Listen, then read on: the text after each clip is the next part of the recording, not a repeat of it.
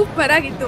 ನಂಗಂತೂ ತುಂಬಾ ಇಷ್ಟ ಆಗೋಯ್ತು. ಮೂವಿ ಟೆಕ್ನಿಕಲ್ ಆಗಿ ಹೇಗೆ ಅನ್ಸುತ್ತು ನಿಮಗೆ? ಟೆಕ್ನಿಕಲ್ ಆಗಿ ಸೂಪರ್ ಆಗೇ ಇತ್ತು. ಫಸ್ಟ್ ಅಲ್ಲಿ ಮಂಗಳ ಗ್ರಹ ತೋರಿಸ್ತಾರಲ್ಲ, ಅದು ನನಗೆ ತುಂಬಾ ಇಷ್ಟ ಆಗೋಯ್ತು. ಆಮೇಲೆ ಕೊನೆಗೆ ಲಾಸ್ಟ್ ಅಲ್ಲಿ ಆನಿಮೇಷನ್ ಫೈಟ್ ಇರುತ್ತೆ, ಅದು ಹಾಲಿವುಡ್ ಲೆವೆಲ್ ಅಲ್ಲಿ ಇದೆ. ಸ್ಟೋರಿ ಸ್ಕ್ರೀನ್ ಪ್ಲೇ ಬಗ್ಗೆ ಏನ್ ಹೇಳ್ತೀರಾ ಮೇಡಮ್? ಸ್ಕ್ರೀನ್ ಪ್ಲೇ ಸಖತ್ತಾಗೇ ಇತ್ತು. ಟ್ವಿಸ್ಟ್ ಮೇಲೆ ಟ್ವಿಸ್ಟ್, ಮಸ್ತ್ ಎಂಟರ್ಟೈನ್ಮೆಂಟ್. ಪರ್ಫಾರ್ಮೆನ್ಸ್ ಬೇರೆನೇ ಲೆವೆಲ್.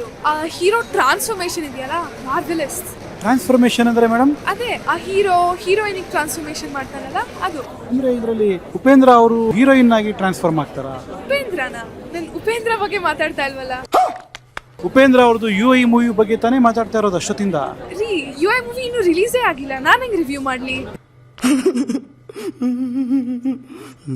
ಯಾವ್ದ್ರ ಬಗ್ಗೆ ಮಾತಾಡ್ತಾ ಇದ್ದೀರಾ?